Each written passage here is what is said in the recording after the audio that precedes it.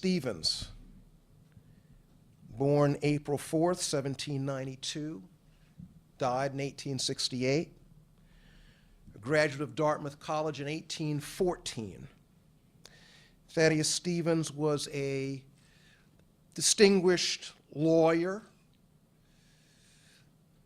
His law practice was based in Pennsylvania. He became one of the leading lawyers of that state.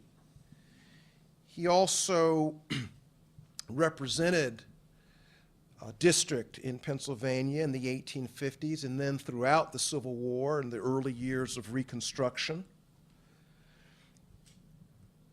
He was an important part of that group called Radical Republicans, the Civil War and Reconstruction. His highest official position, he became the chairman of the House Ways and Means Committee during the Civil War and figured out all sorts of ways to assist Abraham Lincoln with the war effort. The reason, of course, I'm interested, the reason I'm so interested in Thaddeus Stevens is because, as one of his biographers, Fawn Brodie, wrote, Stevens defended the Indians, Seventh-day Adventists, Mormons, Jews, and Chinese, and he battled over 30 years to bring freedom and civil rights to the Negro. Stevens is interesting because he's not a person who was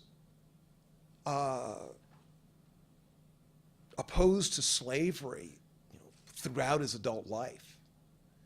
He was not a racial egalitarian throughout his adult life. Far from it. I mentioned a moment ago that he was a leading lawyer in Pennsylvania. He argued many cases before the Pennsylvania Supreme Court. In 1821, he argued his first case before the Pennsylvania Supreme Court. In that case, he represented one Norman Bruce. Norman Bruce was a Maryland slaveholder who took a case to the Pennsylvania Supreme Court in order to recapture someone who he claimed as his human property. Charity Butler. Charity Butler was a slave in Maryland who from time to time would get to Pennsylvania, sometimes with her master, sometimes not.